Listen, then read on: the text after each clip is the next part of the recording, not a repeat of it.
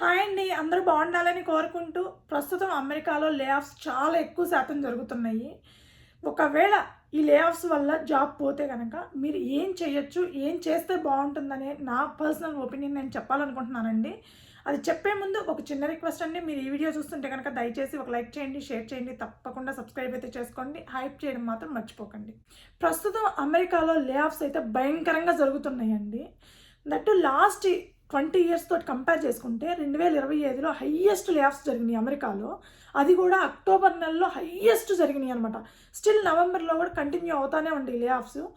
ఒకవేళ ఇప్పుడు అక్టోబర్లో జాబ్ పోయింది అంటే మళ్ళీ జాబ్ రావడానికి 3-4 నెలలు పడుతుందండి. ఎందుకు అని అంటే నవంబరు, డిసెంబరు, జాన్యువరి ఈ 3 నెలలు ఆల్మోస్ట్ అన్ని కంపెనీస్ రిక్వైర్మెంట్స్ని ఫ్రీజ్ చేయడం జరుగుతుంది. ఫ్రీజ్ చేయడం అంటే అట్లా హోల్డ్ చేసి పెడతారండి.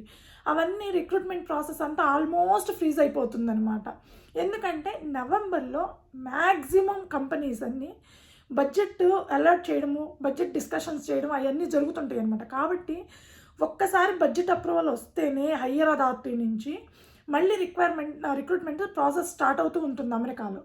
కాబట్టి ఈ 3 నెలలు ఎందుకంటే వాళ్ళకి క్రిస్మస్ టైంలో అంతా ఫ్రీజ్ చేసి ఉంటారు. అందరూ హాలిడేస్ మూడ్లో ఉంటారు కాబట్టి చెయ్యరు. న్యూ ఇయర్ అయిపోయిన తర్వాత జాన్యువరి 15th తర్వాత నుంచి మళ్ళీ రిక్రూట్మెంట్ ప్రాసెస్ అనేది స్టార్ట్ అవుతుందన్నమాట. అప్పటి వరకు అక్టోబర్లో ఎవరికైనా జాబ్ పోయిందంటే కనుక ఆల్మోస్ట్ 3 months వరకు ఖాళీగా ఉండాల్సిన పరిస్థితి ఖచ్చితంగా.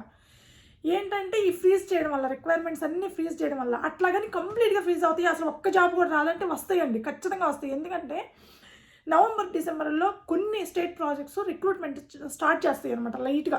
అంటే ఎక్కువ చేసుకోకపోయినా లైట్గా చేస్తాయి. కాబట్టి 10-20% మాత్రమే జరుగుతుంది రిక్రూట్మెంట్. రిమైనింగ్ 80-90% రిక్రూట్మెంట్ అసలు జరగదండి. ఆల్మోస్ట్ అన్ని రిక్వైర్మెంట్స్ ఫ్రీజ్ చేసి పెడతారు అలాగా. సో జాన్యువరి మిడ్ తర్వాతే అవి మళ్ళీ ఓపెన్ చేసేసి స్టార్ట్ చేయడం జరుగుతుందన్నమాట. దానివల్ల ఎవరికైనా అక్టోబర్లో, నవంబర్లో జాబ్ పోయిందంటే మళ్ళీ జాబ్ రావడం చాలా అంటే చాలా కష్టం అండి. కానీ ఒకవేళ జాబ్ పోయిందనుకోండి, పోతే మనకి ఎలాంటి ఆప్షన్స్ ఉన్నాయి, మనం అమెరికాలో ఎలా సర్వైవ్ అవ్వచ్చు అనేది నాకు తెలిసిన కొన్ని ఆప్షన్స్ చెప్తానండి క్లియర్గా. అందులో ఎవరైనా సరే H1B వీసా మీద ఉండి, ఎందుకంటే L1 వాళ్ళకి ఇంటర్నల్ ట్రాన్స్ఫర్ కాబట్టి కంపెనీ టు కంపెనీ వాళ్ళకి పోయే ఛాన్సెస్ చాలా తక్కువ అండి, చాలా రేర్. అసలు 1% కూడా ఉండకపోవచ్చేమో, 0.5% ఛాన్స్ ఉంటుంది. F1 OPT వాళ్ళ సంగతి మనకు తెలిసిందేనండి.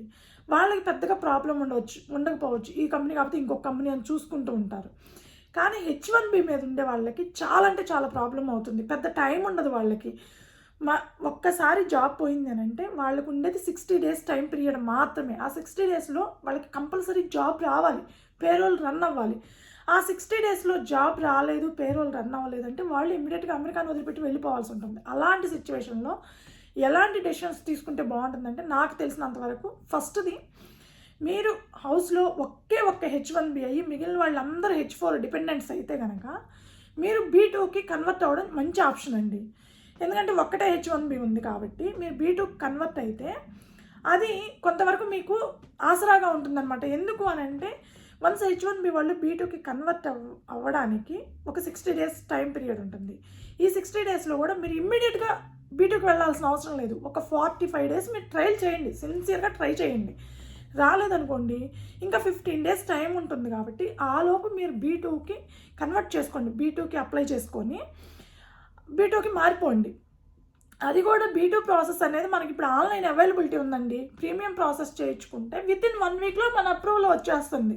కాబట్టి 45 days ట్రై చేసి ఆ తర్వాత B2కి కన్వర్ట్ అయితే కనుక మనకు ఒక 6 months టైం ఉంటుంది. ఆ 6 monthsలో మీరు జాబ్ ట్రై చేసుకొని ఒకవేళ జాబ్ వస్తే ఎమ్మటే స్టేటస్ చేంజ్కి అప్లై చేసేసుకొని మళ్ళీ H1B త్రూ ఎంప్లాయర్ ద్వారా వెళ్ళిపోవచ్చు అనమాట. సో ఈ 6 monthsలో కూడా రాకపోతే ఎలా అంటే, ఈ 6 monthsలో కూడా రాకపోతే మనక మీరు ఇండియాకి రావచ్చు. మ్యాక్సిమం 90% ఇండియాకి వెళ్ళిపోయే అవకాశం ఉందన్నమాట. సో మ్యాక్సిమం ఎవరికైనా సరే 7 to 8 months అండి. ఈ ఒక 45 days, ఈ ఒక 6 months, ఆల్మోస్ట్ 7.5 months 8 months వరకు ఉంటే ఖచ్చితంగా జాబ్ వస్తుంది కదా ఏదో ఒకటి. గంటకు తగ్గ బంత్ అన్నట్టు మనకు తగ్గ జాబ్ ఏదో ఒకటి వస్తుంది కదా ఆ టైంకి. సో 8 months టైం ఉంటుంది.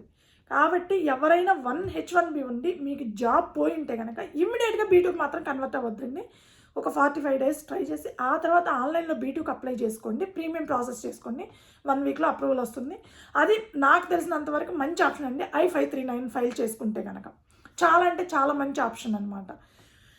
ఇకపోతే రెండవది, మీరు ఇంట్లో 2 H1Bలు ఉన్నాయి అనుకోండి, హస్బెండ్ వైఫ్ ఇద్దరు H1Bs అనుకోండి, ఎవరికన్నా ఒకరికి జాబ్ పోయింది అనుకోండి, ఇంకొకరు H4 మీదకి మారిపోండి. ఇమ్మీడియట్గా H4 మీదకి మారిపోండి. లేదు ఇద్దరికి జాబులు పోయిన సిచ్యువేషన్ ఉంటే ఇద్దరు B2కి మారిపోండి ఇమ్మీడియట్గా. ఎందుకంటే మనకున్న బెస్ట్ ఆప్షన్ ఏంటంటే B2 6 months టైం ఉంటుంది. ఒకవేళ ఈ మధ్యలో ఈ 6 months లోపు మనకి జాబ్ వచ్చింది అనుకోండి, ఒక 1 month తర్వాత 2 months ఇమ్మీడియట్గా త్రూ ఎంప్లాయర్ ద్వారా మనం స్టేటస్ చేంజ్కి అప్లై చేసుకోవచ్చు. అమెరికాని వదిలిపెట్టి బయటికి వెళ్ళాల్సిన అవసరం లేకుండా ఇది సూపర్ ఆప్షన్ అండి. అంటే 2 H1Bs ఉండి ఒకరికి జాబ్ పోతే కనుక H4 మీదకి మూవ్ అవ్వడం అనేది బెస్ట్ ఆప్షన్. చాలా ఫాస్ట్గా అయిపోతుంది, ఎలాంటి ప్రాబ్లం ఉండదు అనమాట. ఇద్దరికి జాబులు పోయిన సిచ్యువేషన్లో B2కి కన్వర్ట్ అయిపోండి. అది నాకు తెలిసినంత వరకు ఇది కూడా మంచి ఆప్షన్. ఇక థర్డ్ది, ఇక B2 H1B ఒక్కటే, B2 కూడా మాకు అవ్వటం లేదు, F1 అది థర్డ్ ఆప్షన్ అండి. ఇది థర్డ్ ఆప్షన్, మెయిన్ ఆప్షన్ అయితే కాదు నా ఒపీనియన్ ప్రకారం. కానీ అమెరికా వదిలిపెట్టి వెళ్ళకూడదు, అమెరికాలోనే ఉండాలి అనుకుంటే కనుక F1కి కన్వర్ట్ అవ్వండి. F1కి అందరిలాగే F1 స్టూడెంట్స్ లాగా 2 years కోర్సులు 3 years కోర్సులు ఇవి చేయబాకండి. అంటే 3 years ఉండవులే, 2 years కోర్సులు చేయబాకండి. 1 year క్రాష్ కోర్సులు ఉంటాయండి, చాలా ఉంటాయి. 1 year మీ టెక్నాలజీకి తగ్గట్టో లేకపోతే మీ ప్లాట్ఫామ్కి తగ్గట్టో ఏదో మీకు తగ్గట్టుగా మీ ఎడ్యుకేషన్కి ప్రీవియస్ ఎడ్యుకేషన్కి తగ్గట్టుగా ఏదో ఒక కోర్సు ఉంటుంది. సో ఫర్ ఎగ్జాంపుల్ నేను ఉన్నానండి, నేను ఫైనాన్స్, హెచ్ఆర్, మార్కెటింగ్ ఏదైనా చేయొచ్చు. సో నాకు తగ్గది మీరు ఒకవేళ ఎంఎస్సి లేదంటే కంప్యూటర్ సైన్స్ అనుకోండి, ఏదో ఒకటి కంప్యూటర్ సైన్స్కి తగ్గట్టో లేకపోతే స్టాటిక్స్ తగ్గట్టో లేకపోతే సైన్స్కి తగ్గట్టో ఏదో ఒకటి సంథింగ్ ఒక 1 year క్రాష్ కోర్స్కి మాత్రమే జాయిన్ అవ్వండి.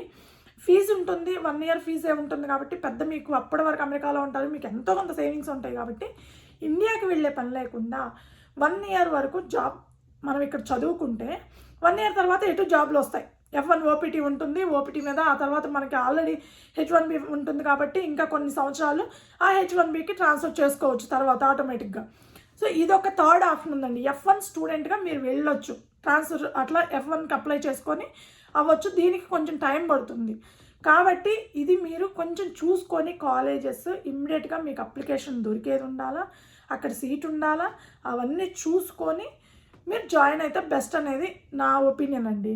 సో ఇది థర్డ్ ఆప్షన్. ఎవరైనా సరే H1B మీద ఉండే వాళ్ళు ఇబ్బంది అయితే కనుక మీ వైఫ్ F2 కిందకి మారిపోవచ్చు.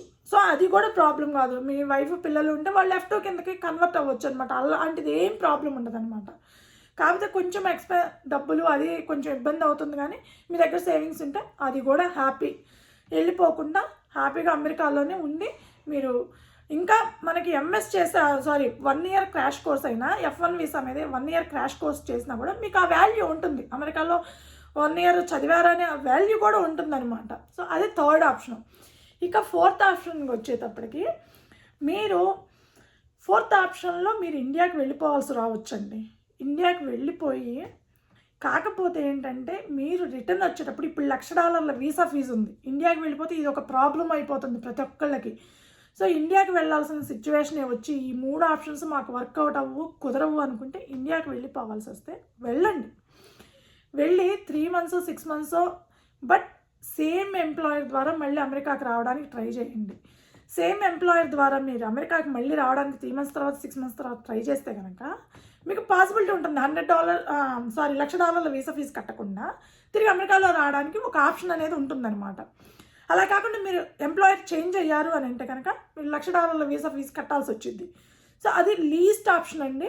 మీరు ఈ 3 ఏవి మాకు వర్కౌట్ అవ్వవు అనుకుంటే ఇండియాకి వెళ్ళి ఒక 3 months or 6 months ఉండేసి సేమ్ ఎంప్లాయర్ ద్వారా అమెరికాకి రావడానికి ట్రై చేయండి.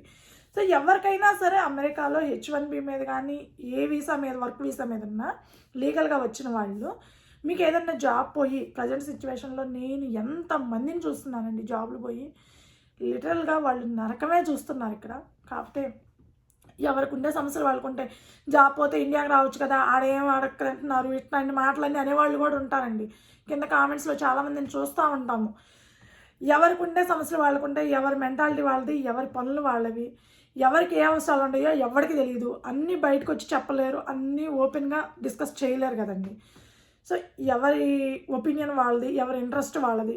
కాబట్టి ఎవరైనా సరే జాబ్ పోతే ఇమ్మీడియట్గా మనం ఇండియాకి వెళ్ళాల్సిన అవసరం అయితే లేదండి. మనకి రకరకాల ఆప్షన్స్ ఉన్నాయి. అయితే మీరు ఏ ఆప్షన్కి వెళ్ళాలనుకున్నా ఫస్ట్ది B2 వీసాకి కన్వర్ట్ అవ్వాలన్నా, లేదా H4కి మూవ్ అవ్వాలన్నా, లేదా మీరు F1కి మూవ్ అవ్వాలన్నా, లేదా ఇండియాకి వెళ్ళి సేమ్ ఎంప్లాయర్ ద్వారా వెనక్కి రావాలి అనుకుంటున్నా, ఏదైనా సరే ఒక్కసారి ఇమ్మిగ్రేషన్ అటార్నీతోటి డిస్కస్ చేయండి. మీ ప్రాబ్లం ఏంటి, మీరేంటి, మీరు ఎలా అనుకుంటున్నారు, ఏం ప్రాసెస్ చేయాలి అంటే వాళ్ళైతే బెస్ట్ ఆప్షన్ ఇస్తారండి. ఈ 4ట్లో నాకు తెలిసినంత వరకు ఎవరు ఇమ్మిగ్రేషన్ అటార్నీ అయినా సరే మన ఇండియన్స్కి ఎస్పెషల్లీ H1B మీద ఉండే వాళ్ళకి వీటిలోనే ఇస్తారు అనుకుంటున్నాను నేను. ఇంకా బెస్ట్ ఆప్షన్స్ ఏమన్నా ఉంటే వాళ్ళు సజెస్ట్ చేసే అవకాశం ఉంటుంది. ఎలా చేయాలి, ఎలా సర్వైవ్ అవ్వాలి అనే దానికి ఇంకొంచెం క్లియర్గా మంచి ఐడియాలు ఇచ్చే అవకాశం ఉంటుందన్నమాట. కాబట్టి మీరు ఎవరైనా సరే జాబ్ పోతే టెన్షన్ పడబాకండి, ఇబ్బంది పడబాకండి. అయ్యో మాకు పేరోల్ రన్ అవ్వట్లేదే, మాకు జాబ్ రాకపోతే మేము ఇండియాకి వెళ్ళాల్సి వచ్చిద్దే, ఇలాంటివన్నీ ఆలోచించబాకండి. ఫస్ట్ మీకు అమెరికాలో ఉండడానికి ఉన్న పాసిబిలిటీస్ చూసుకోండి. ఆ పాసిబిలిటీస్లో మీకు ఏది కరెక్టు, మీకు ఏది సూట్ అవుతుంది అనుకున్నదే మీరు ట్రై చేయండి. సో ఏదైనా మీరు డెసిషన్ తీసుకునే ముందు ఒక్కసారి ఇమిగ్రేషన్ అటార్నీని చెక్ చేసుకోండి, అటార్నీని అడిగి తెలుసుకొని ఆ తర్వాత మీరు ప్రాసెస్ స్టార్ట్ చేసుకోండి. ఇదైతే నా పర్సనల్ ఒపీనియన్ అండి. ఇలా కొన్ని ఆప్షన్స్ ఉన్నాయి అని చెప్పడానికే ఈ వీడియో చేస్తున్నాను. సో జాబ్ పోయితే ఎలా ఉంటుంది పరిస్థితి అనేది నాకు తెలుసు. కాబట్టి మనకి ఉన్న ఆప్షన్స్ ఏంటి అనేది నేను చెప్పాలనుకున్నాను ఈ వీడియోలో. సో మనకి ఇలాంటి ఆప్షన్స్ ఉన్నాయండి. సో ఎవరైనా సరే మీకు ఒకవేళ డౌట్ ఏమైనా ఉంటే నాకు కామెంట్ చేయండి, నేను నాకు తెలిసినంత వరకు చెప్పడానికి ట్రై చేస్తాను. సో ఈ వీడియో మీకు నచ్చుంటే కనుక దయచేసి ఒక లైక్ చేయండి, షేర్ చేయండి, తప్పకుండా సబ్స్క్రైబ్ అయితే చేసుకోండి. Thank you.